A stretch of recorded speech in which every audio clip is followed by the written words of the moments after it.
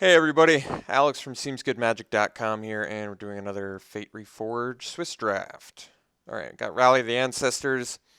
Unfortunately, not as good as I first thought it was.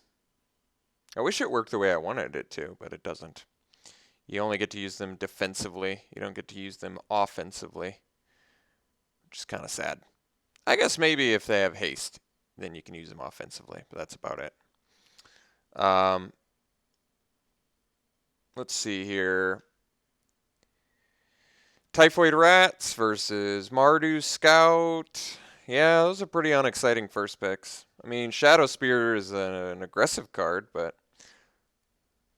I'd rather have Death Touch. You know? Like, I feel like I'd pick Typhoid Rats over Shadow Spear every time. Yeah, I don't know if I'm getting an exciting first pick here. I guess, I'd probably just go with the Flyer. Flyer with an extra ability. Typhoid Rats is good too, but whatever. Well, we could have the double Rally the Ancestors deck. What's the strongest card remaining in this pack? Let's figure this out. There's Reach of Shadows, there's Harsh Sustenance, there's Whisper of the Wilds. There's Abzan Kinguard, which does actually work with our first pick. There's Honor's Reward, which keeps us white. There's a Soul Summons.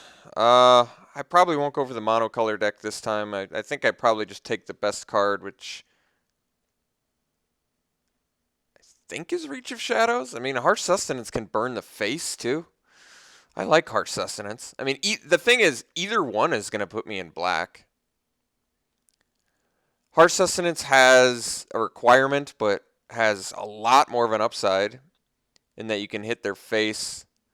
But the problem with taking Harsh Sustenance, it puts me in black and white, whereas if I take Reach of Shadows, I'm in black or white and possibly both. I'm going to go with the safer pick, which I think is just Reach of Shadows. Okay, next pick. Well, I mean, I like Noxious Dragon quite a bit. There's also an Angler here and a Soul Summons. Best card in the pack is probably, I guess, the Noxious Dragon or the Angler or the Soul Summons. So at least that's a good sign. But I think I'll just take the big Flyer. I'm okay with that.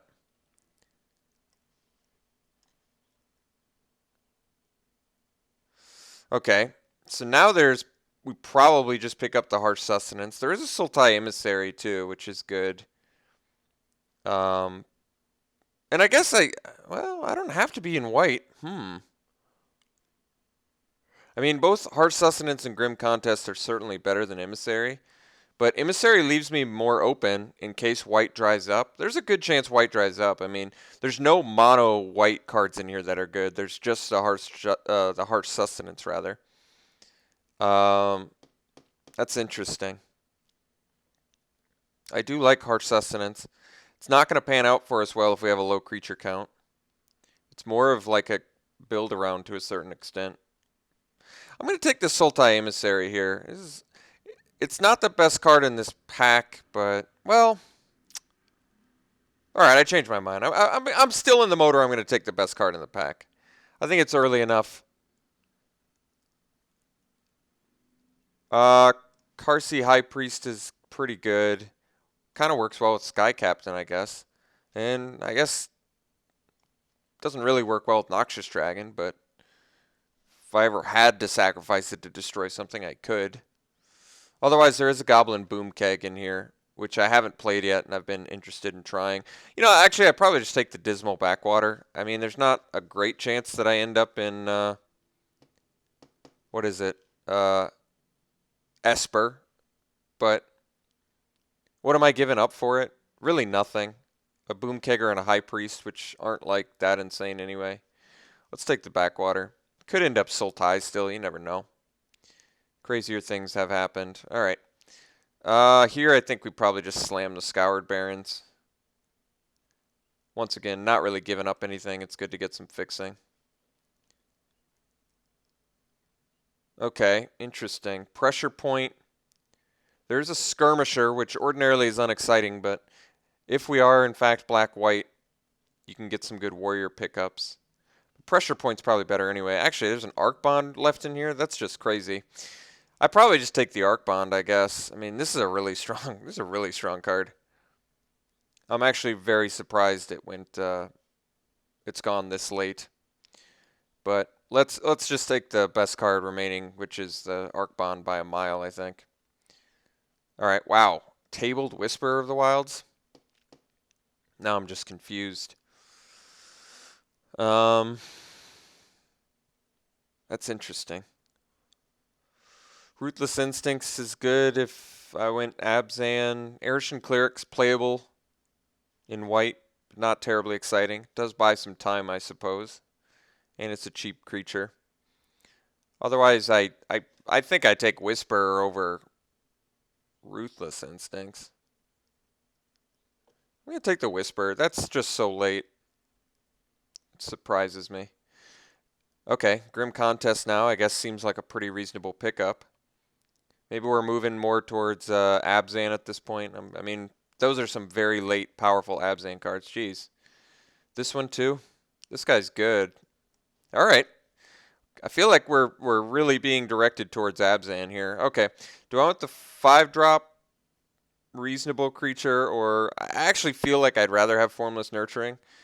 I mean, granted, this has an ability that works well with Abzan, but it's not that good of a card.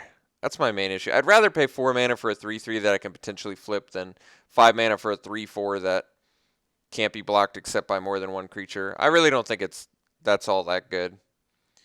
All right, let's take the Einok guide here, and I feel like at this point we're moving just into sort of a base. It's probably just maybe I splash for Arc Bond if I find the fixing for it, but at this point I'm more likely black, green, splash white. Here I'm going to take Boom Keg. I don't mind the Rune Mark, but look, we get one anyway, so it doesn't matter. Oh, now my curve's all messed up. All right. Sideboard that. Move this over and that. And these. Okay. So off to a pretty good start, actually.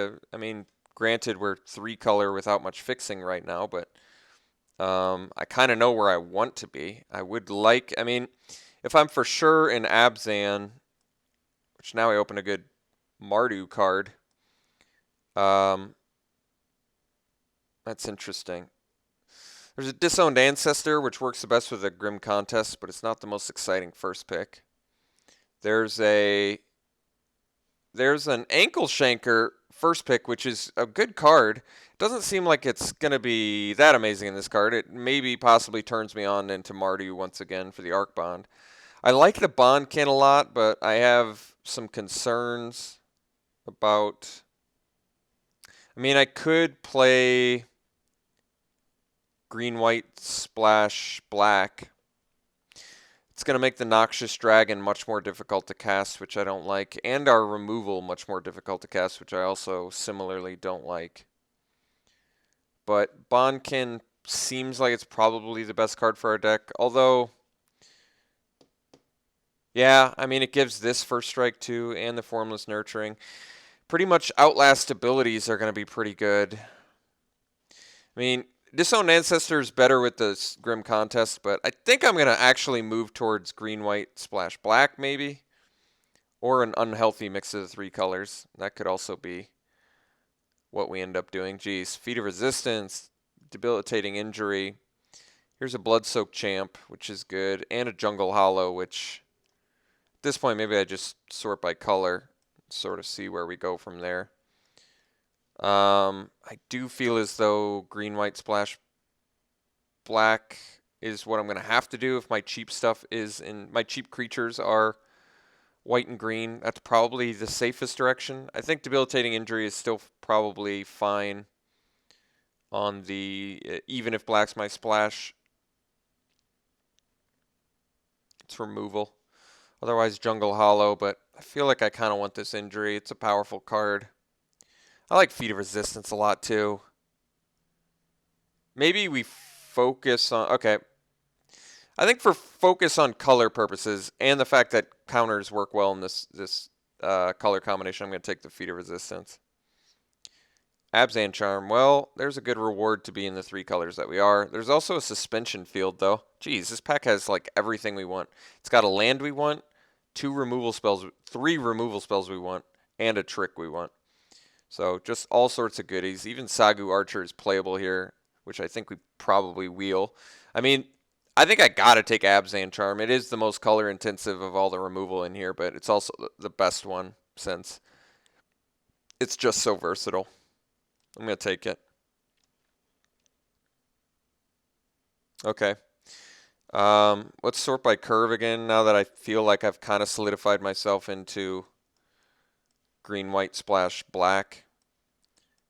If I'm green, white, splash, black, I very likely want probably the Kieran here. But Grizzly's cheaper. Doesn't work as well with the Grim Contest. I like the Flight on Alabaster Kieran as well.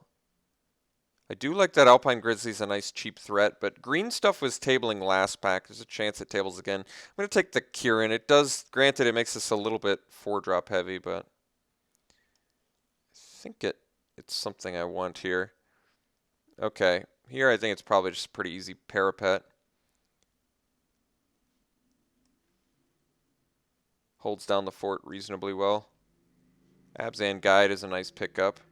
There's also another Bondkin, which I wouldn't mind, and a Jungle Hollow, geez, which I feel like I need, actually. 16 playables already, with 9 creatures counting the Formless Nurturing. God, I love an Abzan Guide and a Bondkin. This is tough.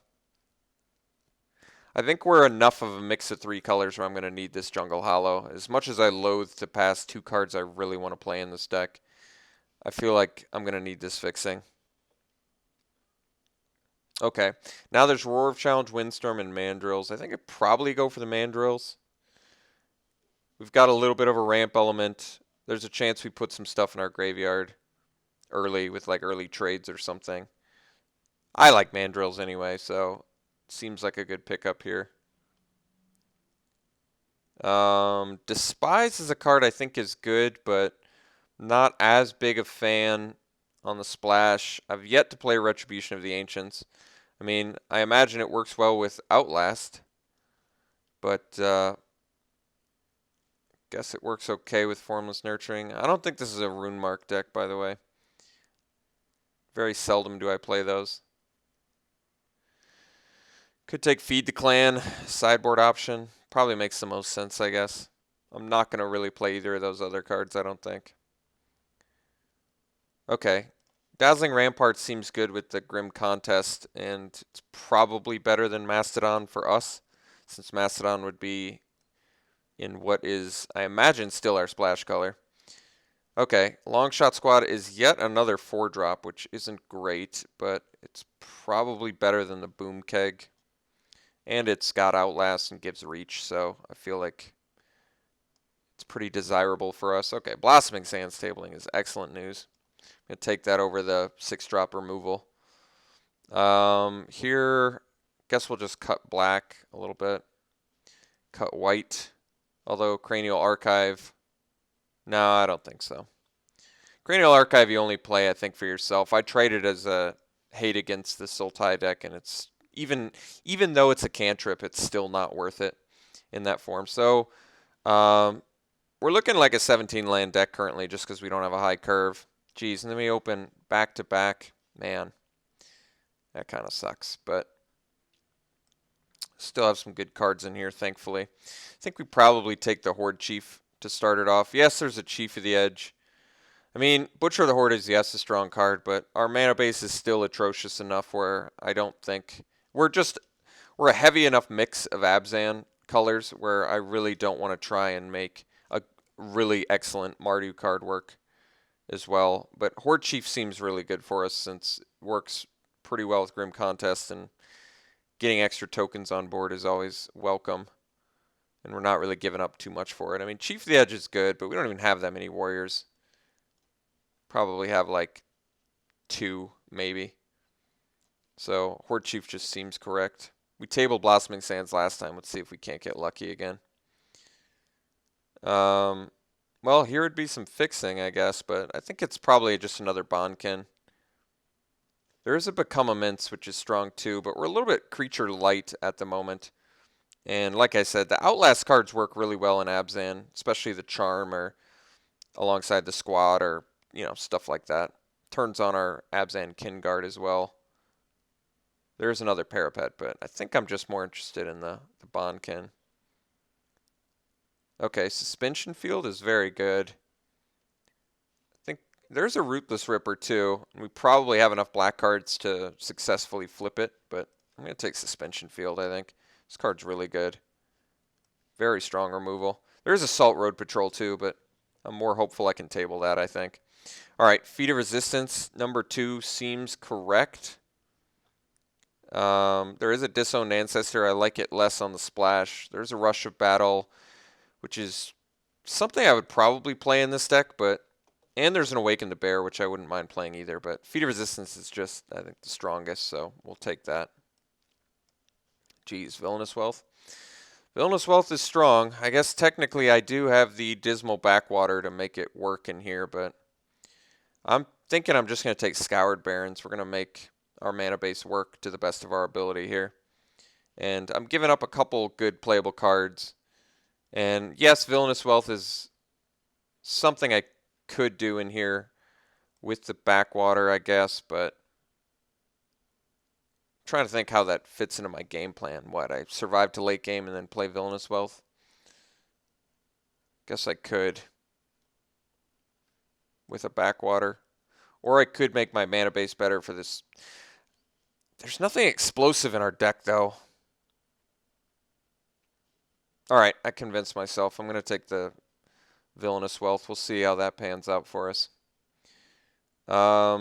Student's a 2-drop. Behemoth's probably better for our deck. I don't think Jeskai Student's all that good. Actually, Temur Charger's probably the best for our deck, since I can play Beatdown a little bit in here, and it can be a morph. Yeah, I think Charger's probably the best. Alright. This fixes for our colors, so I probably just take it. Otherwise, Grizzly would be fine, but we already have a deck, and we're magically going to make the... I mean, with the red fixer, maybe I could make the Arc Bond work too. Doesn't seem that logical. I could take Seek the Horizon here. I already have enough 4-drops. I think I just take Awaken the Bear, which is a card I just like in general. I like it more than I think most people do. Smoke Teller is a cheap thing to do. Bitter Revelation makes Hooting Mandrills cheaper. Water Whirl's the best card remaining in the pack, probably.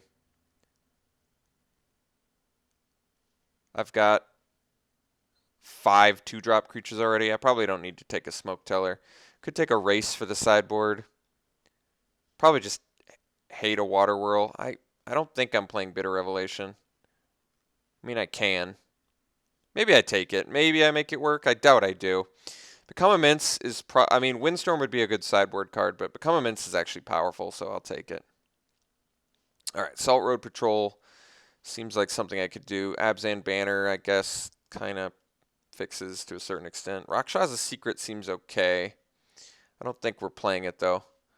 Feed the Clan. Alright. So the question is, do I run 2 blue sources and play Villainous Wealth? Or do I reserve that for, like,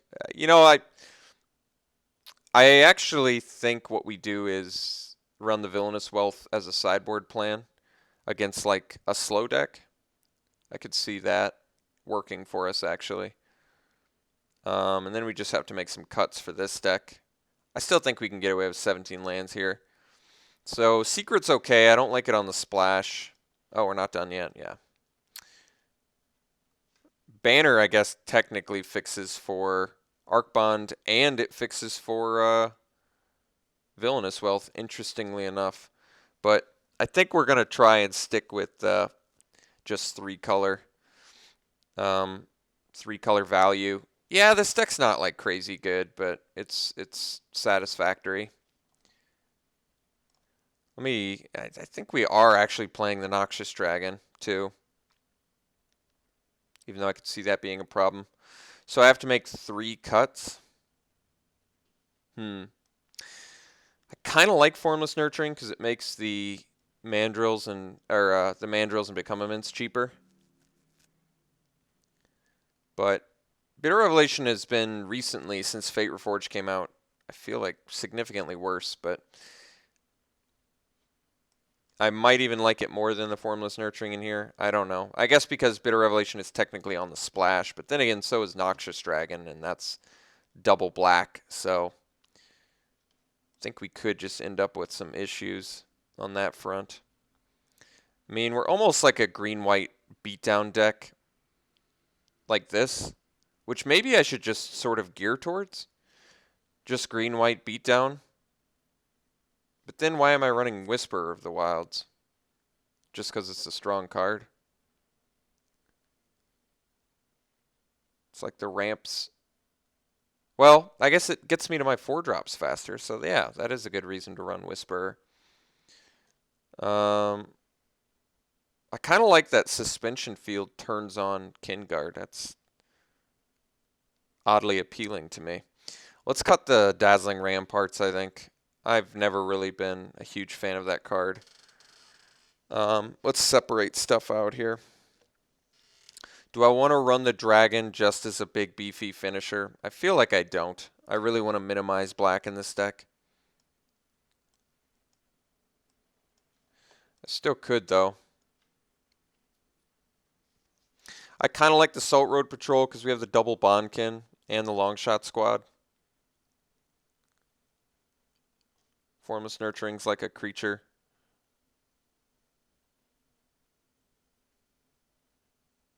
Bitter Revelation does make the mandrills and become immense cheaper, but still kind of on the fence about it. I almost want to cut Parapet, even though it's good with the Grim Contest. It doesn't really fit in with the rest of what I'm trying to do. And Grim Contest still works well with like Salt Road Patrol and our Outlast guys eventually. I'm going to count all the 3 toughness or greater guys, because they're the only ones that really matter with Grim Contest. So, Horde Chief, Kieran, Kinguard, Squad, Patrol, Nurturing, Mandrills, Dragon. That's probably enough. Let's cut the Parapet. I like Parapet with Grim Contest. I don't like it so much with this deck. Similarly, I don't really like the Noxious Dragon with this deck either. I like that it's a big beefy dude, but double black seems pretty worrisome to me. Let's sort by color and take a closer look at how many black spells we actually ended up putting in. So we have 5 black spells total. That's not bad. I think that'll let me play a pretty reasonable green-white beatdown plan too with 17 lands. Yeah, I think this is actually satisfactory. So the weak points of this, let's talk about the strengths and weaknesses of this deck, because there are quite a few. The strengths are that we have a reasonable green-white beatdown plan. We've got enough 2-drop, 3-drop, 4-drop creatures, whatever, and tricks that I feel like we can get through with our cheap dudes effectively. The weak points of this deck would be finishing power. I feel like we're pretty reliant on getting there with creatures that aren't very beefy in a format that's got a lot of beefy stuff. Thankfully, we do have some pretty good removal in Abzan Charm, Grim Contest, Harsh Sustenance, Reach of Shadows, as well as Double Feet of Resist and Suspension Field. Yeah, we have ample removal in this deck and tricks. We just have slightly less than ideal creatures. I just wish our creatures had a little more impact. We are only running 13 creatures too, which is a bit troubling. Maybe I can find a way to sneak another one back in, but the ones I want to sneak back in aren't really all that good either, I guess. They're not exactly creatures that beat down, you know? I mean, I could do Abzan Rune Mark. Vigilance First Strike over like a Bitter Revelation, but I kind of like the Bitter Revelation, especially if we're short on creatures during a game or something. So major issues with our removal. Grim Contest and Harsh Sustenance seem a whole lot worse if you're only running 13 creatures. That does seem like an issue.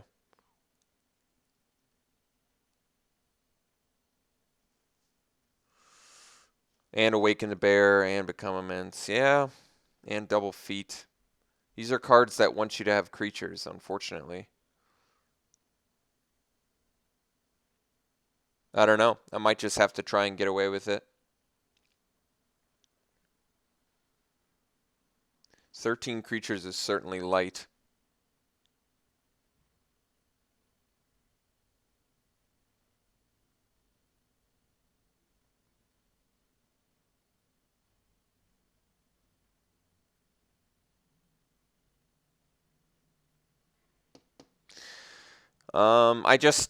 I don't feel like going up to 15 creatures if the creatures I'm going up to are either A, 2-color intensive on a splash color, or B, not aggressive enough. I guess I do have 4 pieces of black fixing though, right? Oh, I guess 3 pieces of black fixing. Maybe I should go for the Noxious Dragon in this deck. If I had, say, well, let's make our mana base first and see how that looks. So we have currently have 3 black, 3 white, 2 green. 3 black, 3 white, 2 green. All right. And if I sort by color, I'm what, mostly green? Is that right? Even split between green and white and then splash black. Okay. So let's do, this would be 7, 6, 8.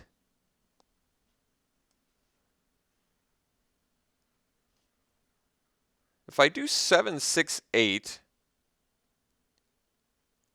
I guess I probably want to do 5 and do 8, 8. And if I'm doing 5, then I probably don't run the Noxious Dragon, I guess. All right, so I've gone over the strengths and weaknesses of this deck. There's definitely some shortcomings. We're also clunky in the 4-drop, which I never like, especially when I'm running 17 lands. But, yeah, so this deck's reliant on seeing at least a few of its 13 creatures relatively early. I would like to make this Noxious Dragon work. I don't feel comfortable doing that with 5 black sources. I just really don't I don't feel like I can reliably play Noxious Dragon when I want to. And if I go up to 6, I feel like I can maybe reliably cast it more often, but then I'm running the risk of just not doing anything early. I don't know. This deck has some issues, to say the least, but we got good removal and tricks. The problem is we're just creature light. And I don't know what I can do about that. I really don't. So I guess we're going to run it like this. 13 creatures, including the Formless Nurturing. It's a satisfactory deck. Nothing crazy. I'd probably rate it 6 out of 10. So we'll run it like this, and we'll see you round 1.